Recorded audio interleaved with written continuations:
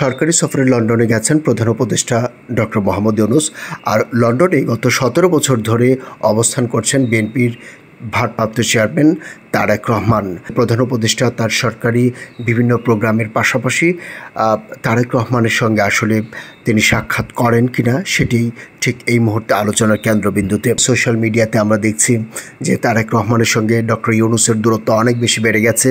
সেই কারণে ডক্টর ইউনূসের সঙ্গে তারেক রহমানের বৈঠক হওয়াটা জরুরি। বিএনপি একটি বড় রাজনৈতিক দল, তার সঙ্গে আর সেই দলের চেয়ারপারসন তারেক রহমান, তার সঙ্গে যদি প্রধান উপদেষ্টার একটা বৈঠক হয় তাহলে দেশের জন্য একটা পজিটিভ ইতিবাচক বার্তা দেবে।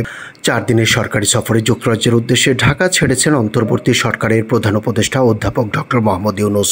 আজ সোমবার সন্ধ্যা 7:30 প্রধান উপদেষ্টা ও তার সফর সঙ্গীদের বহনকারী এমিরেটস এয়ারলাইন্সের ফ্লাইটটি ঢাকার হজরত শাহজালাল আন্তর্জাতিক বিমানবন্দর ছেড়ে যায়। প্রধান উপদেষ্টার প্রেস উইং সূত্রে এসব তথ্য জানা গেছে।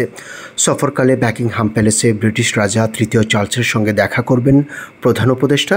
এ সময় তিনি রাজা চার্লসের হাত থেকে গ্রহণ করবেন কিংস চার্লস হারমোনি অ্যাওয়ার্ড।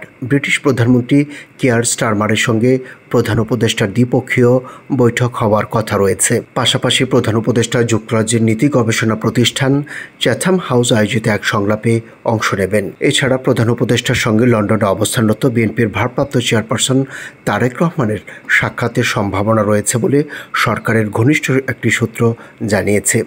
বিএনপির একটি সূত্র জানায়, সোমবার রাতে দলের স্থায়ী কমিটির সভায় সিদ্ধান্ত হয় আগামী 13 জুন অধ্যাপক মোহাম্মদ ইউনূসের সঙ্গে তারেক রহমান সাক্ষাৎ করবেন। প্রধান উপদেষ্টার প্রেস সচিব শফিকুল আলম এ বিষয়ে আজ একটি গণমাধ্যমে দেওয়া সাক্ষাৎকারে বলেছেন, তারেক রহমান বাংলাদেশের বড় একটি রাজনৈতিক দলের নেতা। তার সঙ্গে লন্ডন সফরে প্রধান উপদেষ্টার বৈঠক হলে দেশের জন্য পজিটিভ বার্তা আসবে, কিন্তু বৈঠক হবে কিনা তা এখনও চূড়ান্ত নয়।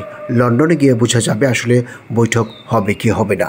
প্রধান উপদেষ্টার এই সফরে বাংলাদেশের গণতান্ত্রিক উত্তরণে যুক্তরাজ্যের সমর্থনের বিষয়টি বিশেষ গুরুত্ব পাবে।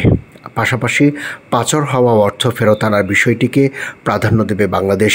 সফর শেষে আগামী 14 জুন দেশে ফেরার কথা রয়েছে প্রধান উপদেষ্টার।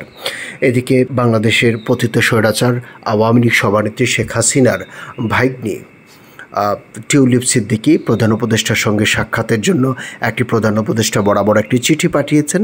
সেই চিঠিতে তিনি লাঞ্চ অথবা বিকেলের চায়ের আমন্ত্রণ জানিয়েছেন। সেখানে তিনি তার বিরুদ্ধে যে দুর্নীতি দমন কমিশনের অভিযোগ আনা হয়েছে সেই বিষয়গুলো নিয়ে খোলামেলা আলোচনা করতে চান। এতে তিনি মনে করেন যে প্রধান উপদেষ্টার সঙ্গে আলোচনার পর হয়তো তার ব্যাপারে যে সমস্ত নেতিবাচক ধারণা আছে সেই সব মিসআন্ডারস্ট্যান্ডিং হয়তো দূর হবে।